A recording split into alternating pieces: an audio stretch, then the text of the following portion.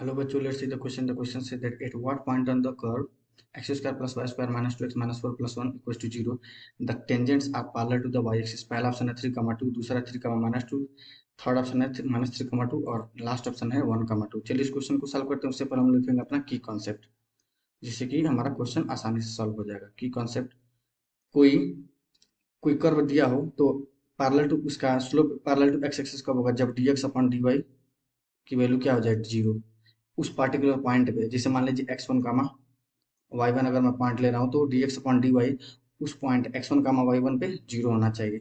चलिए X square plus Y square -2x minus 4y plus 1 equal to 0 है ना। dy/dx निकालते हैं, उसका डिफरेंशिएशन करते हैं दोनों साइड। एक्स स्क्वायर का डिफरेंशिएशन क्या हो जाएगा 2x प्लस वाई स्क्वायर का क्या हो जाएगा 2y और y का डिफरेंशिएशन होगा dy/dx।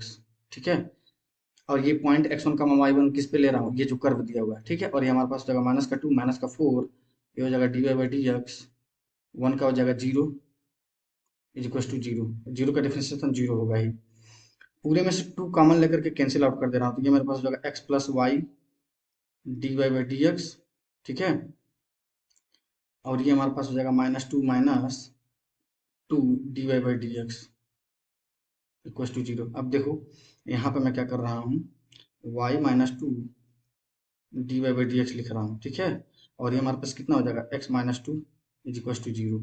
तो dy/dx की वैल्यू यहाँ हमारे पास क्या आ जाएगी, dy/dx की वैल्यू हमारे पास हो जाएगी -(x -2) डिवाइडेड बाई यहाँ पे क्या आएगा y -2। ठीक है, यहाँ पे हो गया y -2, तो dx अपन dy क्या हो जाएगा हमारे पास -(y -2) डिवाइडेड बाई x -2, यही होगा। Let me check once again, x -2 और ये हो जाएगा y -2। ठीक है, सही जा रहे हैं हम लोग।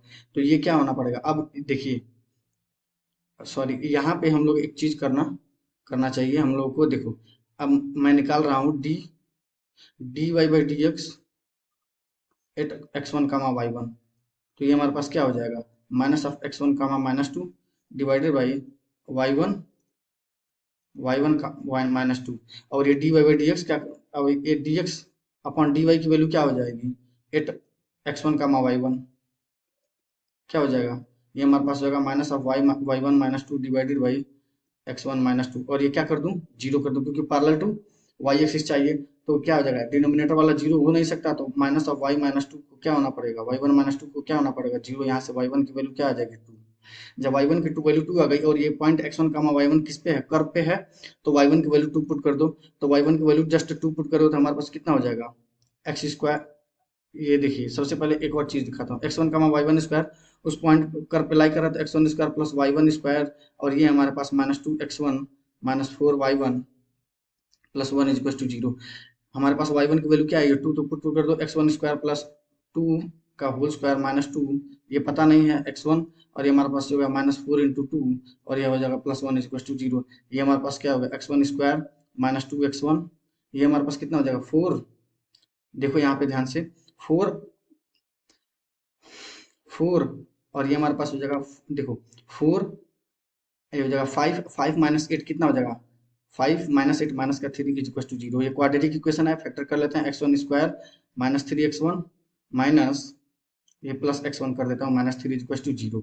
ठीक है, x1 कॉमन ले लो तो हमारे पास जो है x1 -3, यहाँ से प्लस कॉमन ले लो, बस +1 कॉमन ले लो, x1 -3 इज इक्वल टू 0।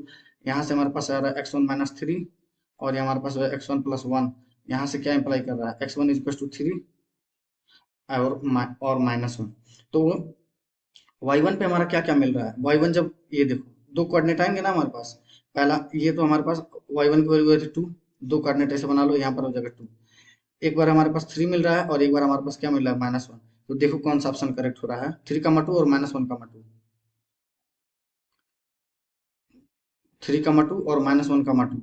तो ये हमारे पास option A is the correct हो जाएगा। बस एक ही ऑप्शन करेक्ट हो जाएगा। I hope you will understand. Best of luck, thank you.